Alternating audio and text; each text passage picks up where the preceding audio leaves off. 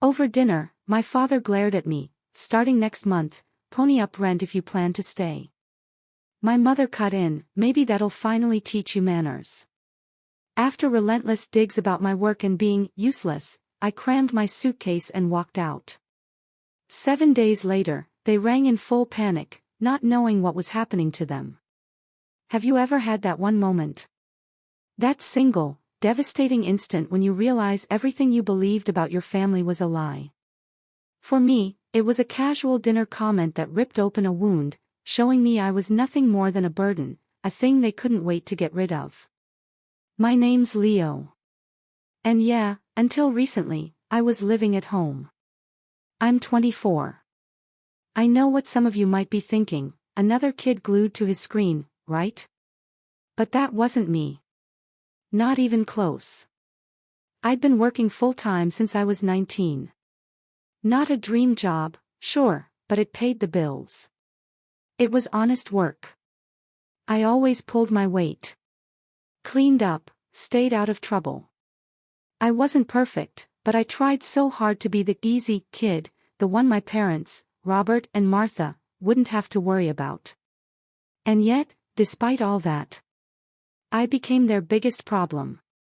Their liability. It started slowly, you know.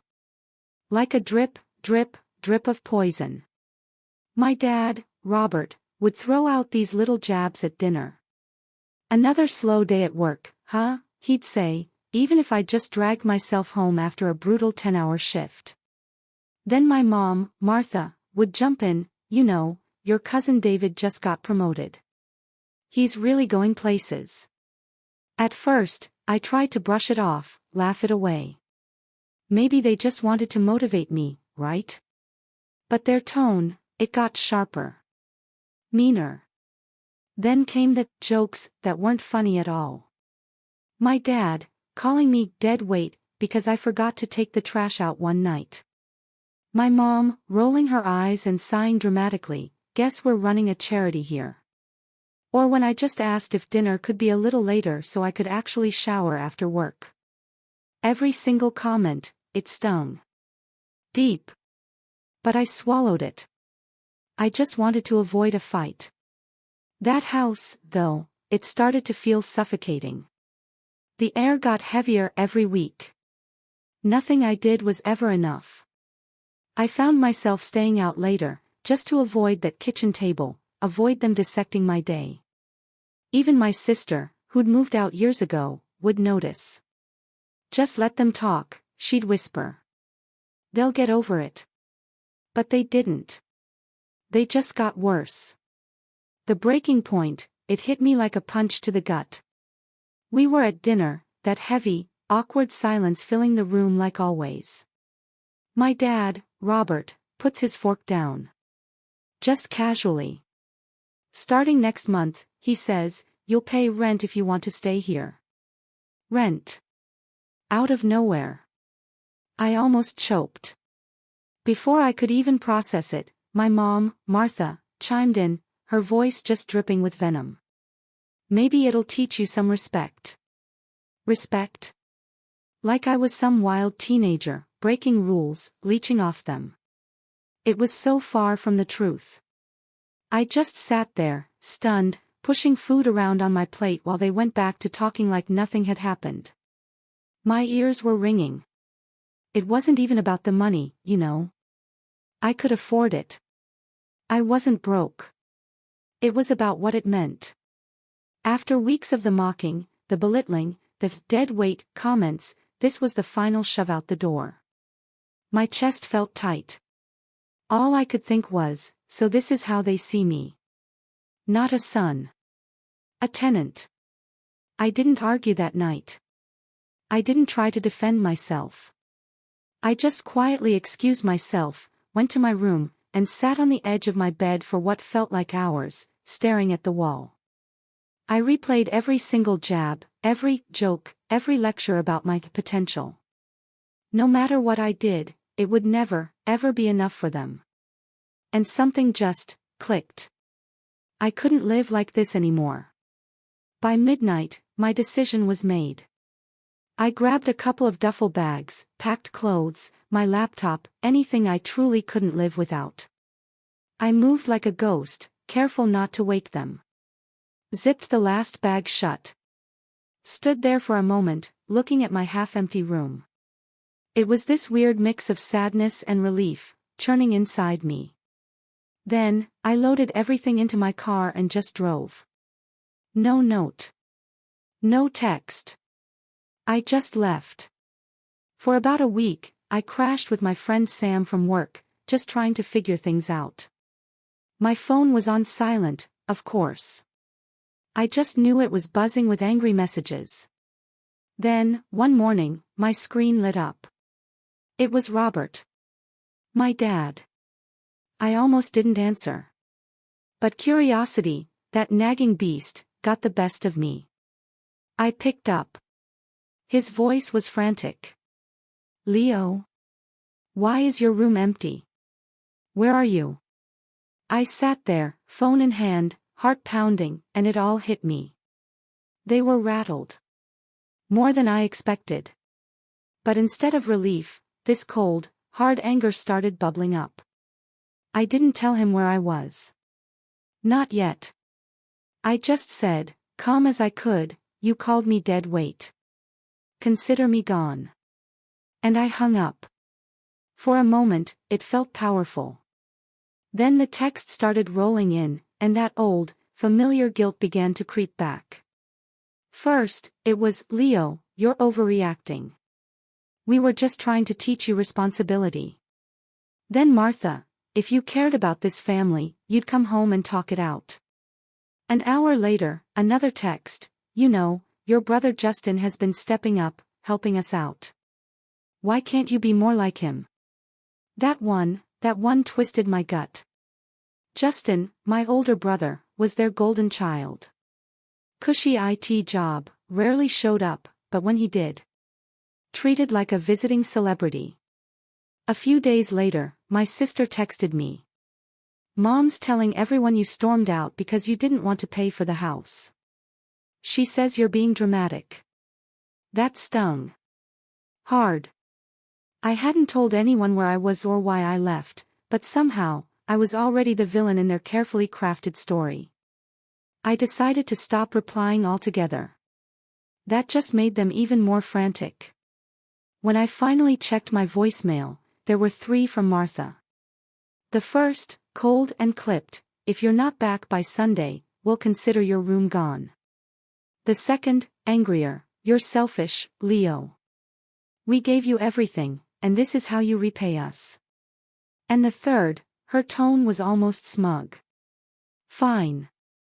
Your brother's going to take your room if you don't come back. Maybe that will teach you a lesson. That last one sent me over the edge. My room wasn't just a room.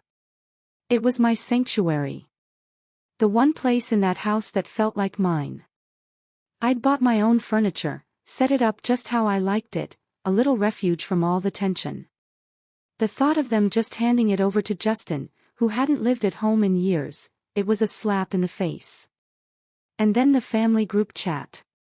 Justin finally piped up, maybe if you'd grown up and stopped mooching, this wouldn't be happening. Rich, coming from the guy whose car payments Robert was still making. I stared at that message for a long time, fingers hovering. Then I typed, glad to know where everyone stands. Hit send. And muted the chat. A few days later, my sister invited me to lunch. I almost didn't go, but curiosity won out. Over coffee, she told me Martha was using my absence to guilt-trip her into visiting more. She keeps saying, at least you didn't abandon us like Leo, my sister said, rolling her eyes. It's getting ridiculous. I laughed. A bitter, hollow laugh. Abandon them? They basically kicked me out. Yeah, she said quietly. But you know Mom. She'll never see it that way. Hearing that, it hurt more than I wanted to admit. It wasn't just about me anymore. It was about how they were rewriting history to make themselves the victims. And suddenly, I knew. Going back, apologizing, trying to reason with them. It wouldn't fix anything. The next weekend, Martha called again. Syrupy sweet this time. "Leo, honey, we're having a barbecue next Saturday. Everyone's coming. Why don't you stop by and we can talk?" I almost burst out laughing. The sheer audacity. A week ago, they were threatening to throw my stuff out, and now they wanted me to come play nice for a family barbecue.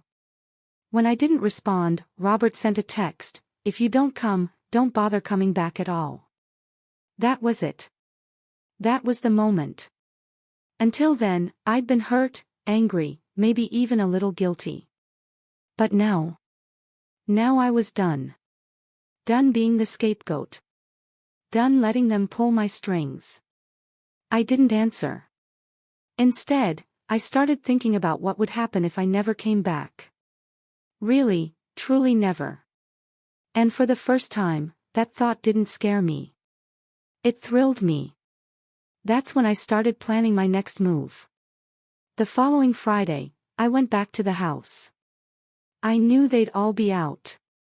I wasn't looking for a confrontation. Just wanted to grab the last few things, some photo albums, my old guitar, a few boxes from the closet. I unlocked the front door. The house was eerily quiet. My footsteps echoed, and for a second, I actually felt a pang of nostalgia. Then I opened the door to my room. And I froze. It wasn't my room. The walls, where my posters and shelves used to be, were bare. My bed. Gone. My desk. Gone. The carpet, vacuumed clean. And sitting smack dab in the middle of the empty space was a stack of Justin's moving boxes. Taped to the top, in Martha's neat handwriting, a note, "Justin's room."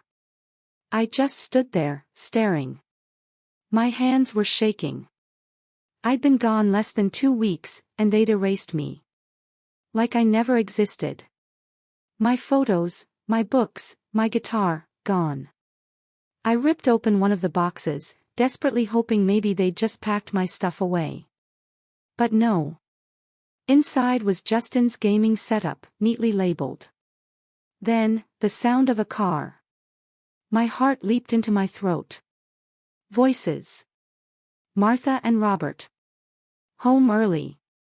I barely had time to shut the box before they walked in. Martha saw me. She actually smiled. Like this was the most normal thing in the world. "Oh, Leo. You should have told us you were coming by." I just gestured to the empty room. My voice was flat. "Where's my stuff?" Robert shrugged. "Casual. In the garage. We needed to get the room ready for Justin. He's moving back for a while." It felt like I'd been punched in the chest. "You didn't even tell me." Martha tilted her head, her voice calm, but condescending. "Well, you made it clear you were done living here. We had to move forward." "Move forward?" I laughed. There was no humor in it. "You called me dead weight for months. Then you kicked me out. And now you just replace me. Like I was never here." Robert's expression hardened. "Watch your tone. We've given you everything, Leo. This is our house, and we'll do what we want with it." That was it. The absolute breaking point. Something inside me finally snapped. It wasn't just hurt anymore. It wasn't just anger. I felt hollow. Like they'd taken every ounce of love I'd tried to hold on to and just stomped on it. I walked to the garage, found my boxes shoved against the wall, and loaded them into my car. Martha stood there, watching, arms crossed.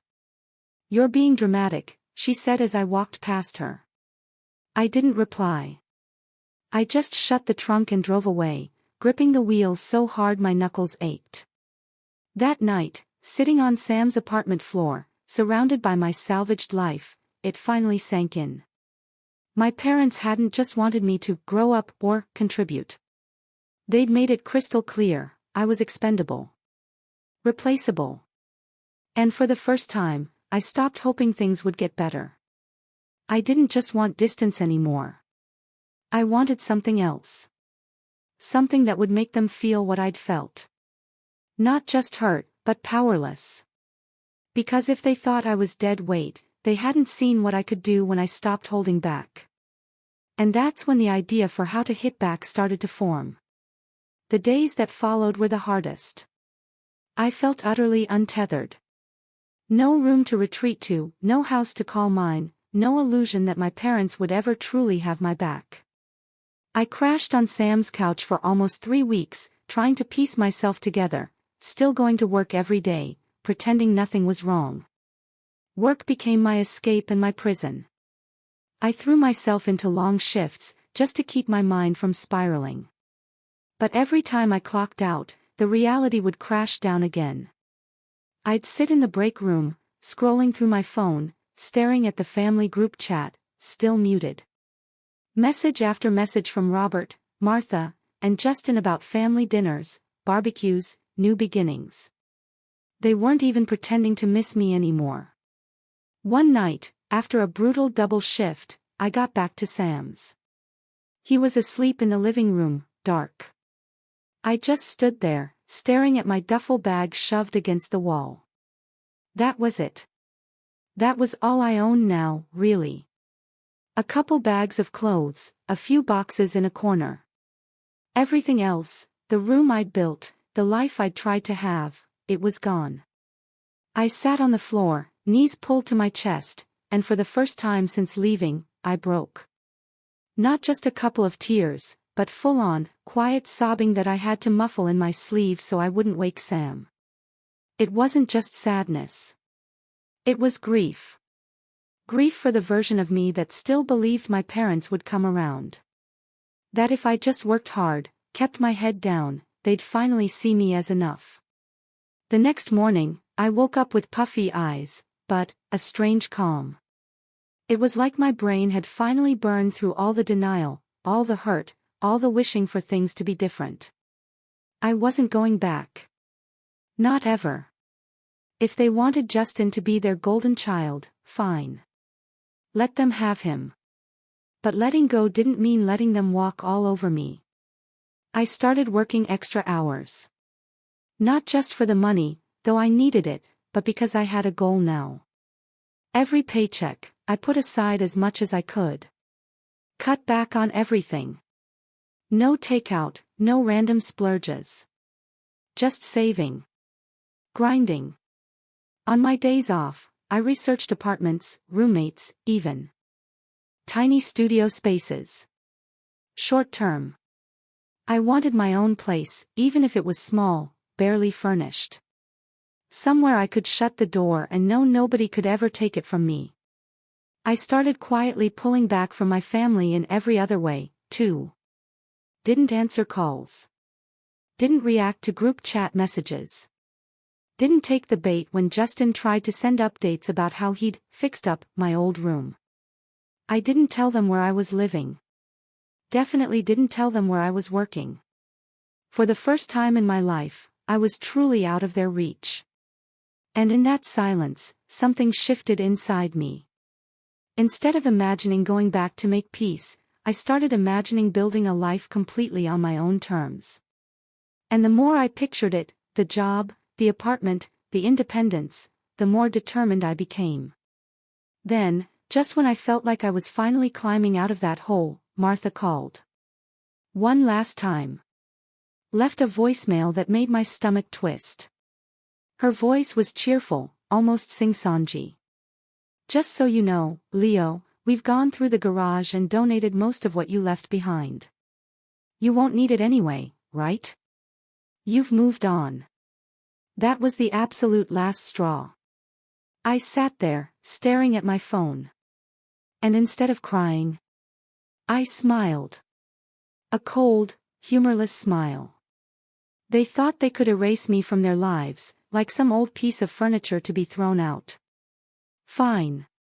But if they were going to erase me, I was going to make damn sure they felt the weight of that decision in a way they wouldn't forget. And that's when the real plan started to take shape. Things started shifting, almost too subtly to notice. Within a month, I was out of Sam's place and into a tiny studio.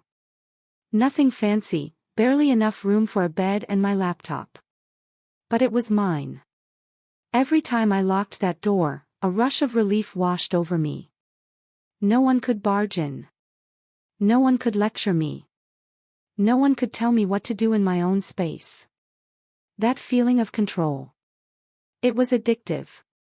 I got serious about my finances. Not just saving, but planning. Tracked every dollar, cut out every unnecessary expense, picked up extra shifts whenever I could. It wasn't glamorous, but watching my savings grow. It was empowering. Proof that I didn't need anyone to prop me up. And then, something unexpected happened at work. My manager noticed all the extra hours. Started trusting me with more responsibility. I wasn't just the clock in, clock out guy anymore. I was training new hires, managing small projects, even covering for supervisors. Within 3 months, I got a raise. I celebrated by buying a second-hand couch and a real bed frame. Small victories, but they made that tiny apartment feel like a home. The best part? The quiet. No more dinner table jokes at my expense. No more snide remarks about my job. No more constant comparisons to Justin. For the first time, my life was truly mine. And I could feel myself getting stronger, mentally and emotionally. I stopped checking the family group chat entirely. At first, it was hard. I'd open it by habit, half expecting some new comment designed to guilt-trip me. But eventually, the silence became comforting. I didn't need their validation anymore. That's when I started thinking bigger. One night, I sat down with a notepad and wrote out everything I wanted.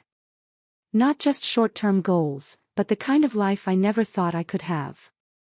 A better job. A car that was fully mine, paid off. A place bigger than this studio. Maybe even, one day, a house. The more I wrote, the more focused I became. And with every paycheck, every extra shift, every small win at work, I got closer to that version of myself. 6 months passed, and I barely recognized the person I'd been the night I drove away from my parents' house. I wasn't that quiet, hesitant kid waiting for approval anymore. I was independent. I was capable. And for the first time, I had leverage. Real leverage. Because I no longer needed them at all. That leverage only grew. A friend from another company called, heard about the work I was doing. Offered me an interview for a position that paid almost double. I prepared like my life depended on it, nailed the interview, and got the job. That first paycheck felt like holding the key to a completely different future. I upgraded to a bigger one-bedroom. Sunlight streaming in, a kitchen I could actually cook in, space to breathe. And while my life was rising, their calls were getting stranger. Voicemails from Martha, "You never come by anymore. It's like you've forgotten where you came from." Robert grumbling about how hard things were with the mortgage. There was a time that would have made me feel guilty. Now, it just fueled the quiet resolve building inside me. They were starting to realize I wasn't coming back on their terms. And I was starting to realize that maybe, just maybe, there was a way to make them feel every ounce of the hurt they'd put me through. Because by now, I had the stability, the money, the freedom to do something they'd never see coming. It was time to stop just moving on, and start turning the tables.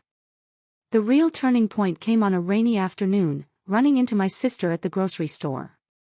She was surprised to see me, we hadn't spoken face to face since I left. It was awkward at first, but then she sighed. "Look, I don't know if anyone's told you, but Mom and Dad are really struggling. The mortgage is eating them alive. They were counting on you paying rent to help keep up with it." I blinked. "So that's what this was about," she nodded, looking guilty. "Yeah. Dad refinanced the house last year to help Justin with his business loan, and now the payments are higher.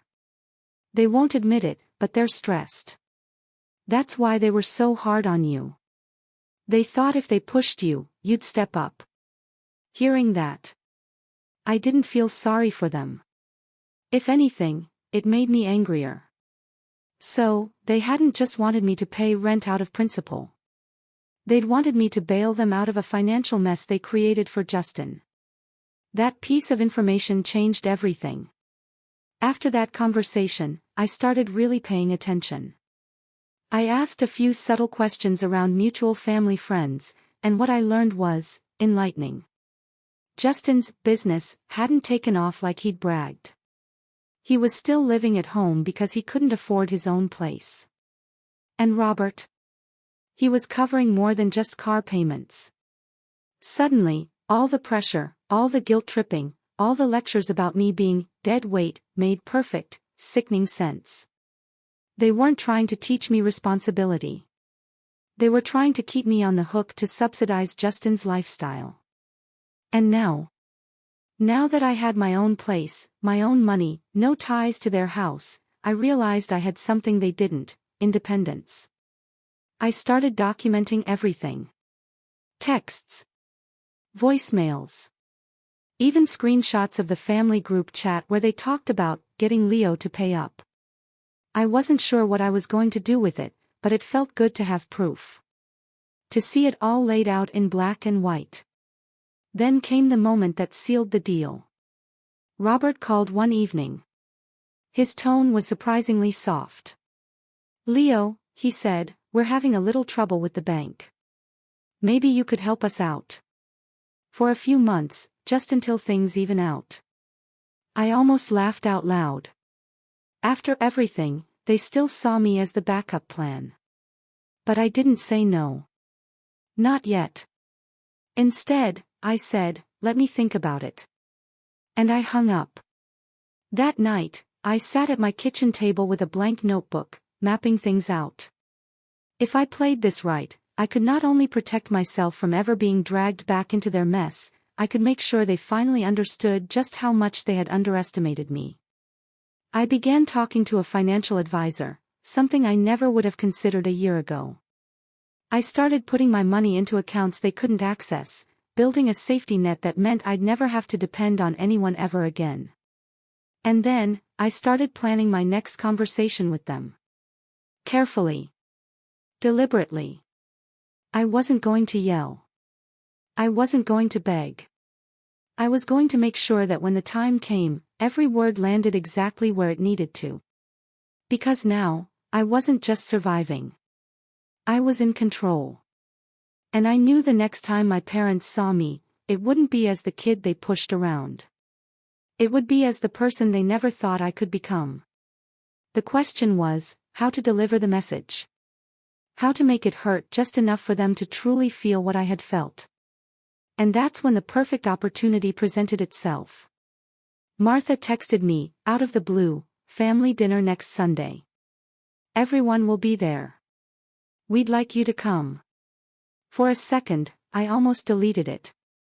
But then it hit me, this was it. This was exactly what I'd been waiting for. A chance to face them all, on my terms, not theirs. I spent the next few days preparing. Not just mentally, but practically. I gathered all the documentation I'd collected, the screenshots, the saved voicemails, even that picture of my empty room with Justin's boxes. I wasn't planning to throw it in their faces like some angry teenager. No. I wanted it as a quiet reminder to myself, of why I was doing this. So if they tried to guilt me, to twist the narrative, I'd remember exactly what had brought me here. When Sunday rolled around, I didn't put on my usual jeans and hoodie. I dressed like the adult I'd become, crisp button-down, real shoes. And I carried myself differently. When I pulled into the driveway, Justin's car was parked front and center, of course. Inside, the house smelled like roast chicken. Everyone was already seated. The chatter died the moment I walked in. Martha's face lit up with what I'm sure she thought was a warm, welcoming smile. "Leo," she said, standing to hug me. "We're so glad you came." I hugged her back politely, not coldly, just politely. Then I sat down.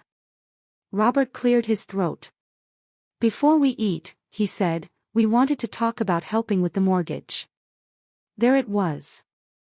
No small talk. No apology. Just straight to the point. I took a deep breath, kept my voice even. "I'm not going to do that." The room went silent. Martha blinked. "Excuse me." "I'm not going to pay your mortgage," I repeated, calm as could be. "I've built my own life now. I have my own place, my own bills, my own responsibilities. You made your choices with the refinance for Justin. You can handle the consequences." Robert's face turned scarlet. "We're your parents. You owe us." I pulled out my phone. Opened the family group chat. Scrolled to the message where they called me dead weight. I slid the phone across the table. "No. What I owed you was respect. And you lost that the night you mocked me and told me I'd have to pay rent to stay under this roof." Justin shifted uncomfortably, but for once, he stayed quiet. I kept going, my voice steady, firm. "I've been saving, working, building something for myself. I'm not here to argue. I'm here to tell you that you no longer get to make decisions for me, or about me. I'm not your backup plan. I'm not your safety net. I'm done being treated like I'm less than." Martha's smile was completely gone now, replaced by a pinched, angry look. "You'd really sit there and watch us lose this house?" I met her eyes. "You watched me lose my room without saying a word. Consider us even." For a long moment, no one said anything. The only sound was the ticking of the kitchen clock. Then I stood up, pushed in my chair, and said, "Thanks for dinner. Enjoy the house while you can." Before anyone could respond, I turned and walked out, leaving behind stunned silence. Driving away, something inside me finally settled. Like I'd taken back every piece of power I'd given away. But that wasn't the end. Because later that night, I sent them one final message. One that would make sure they understood this new version of me wasn't bluffing. I didn't rush that final message. I waited until I was back in my apartment, sitting at my kitchen table, the city lights twinkling outside. I wanted to be calm. Collected. Deliberate. Then I opened my phone and typed a single text to the family group chat. "I've removed myself from all co-signed utilities and accounts. Starting next month, you're fully responsible for the bills you signed for. I've also officially changed my mailing address. Please don't contact me unless it's a genuine emergency. This isn't a punishment. It's me finally choosing peace." I hit send. Then I set the phone face down. The replies came fast and furious. "Martha first, Leo, how could you do this to us? We need your help." Then Robert, "You're abandoning your family over hurt feelings? Grow up." Even Justin chimed in, "Wow, real mature, man." But I didn't reply. For once, I didn't feel the need to defend myself. 2 weeks later, my sister called. She was half laughing, half whispering, like she didn't want anyone to overhear. "You won't believe this," she said. "Justin's room flooded because of a broken pipe, and Mom is furious. They can't afford the repair right now and they're scrambling to cover it." She actually quoted Martha, "If Leo were here, this wouldn't be happening." I couldn't help it. I laughed. Not out of spite, but out of sheer relief. They finally understood. I wasn't coming to save them. That if they wanted someone to blame, they could look at the people still living under their roof. I didn't gloat. Didn't post about it. Didn't rub it in their faces. I just smiled and told my sister, I hope they figure it out. I really do. A month after that, I drove past the house on my way to work. There was a "for sale" sign in the front yard. I parked across the street for a minute, just sitting there, staring at the house I used to call home. It didn't hurt the way I thought it would. If anything, it felt like closure. Like the final thread tying me to that place had been cut. I rolled down the window, took a deep breath, and whispered, "You wanted me gone. Now I really am." Then I drove away. Have you ever had to draw a line in the sand with family? What would you have done in my situation? Tell me what you think, I really want to know.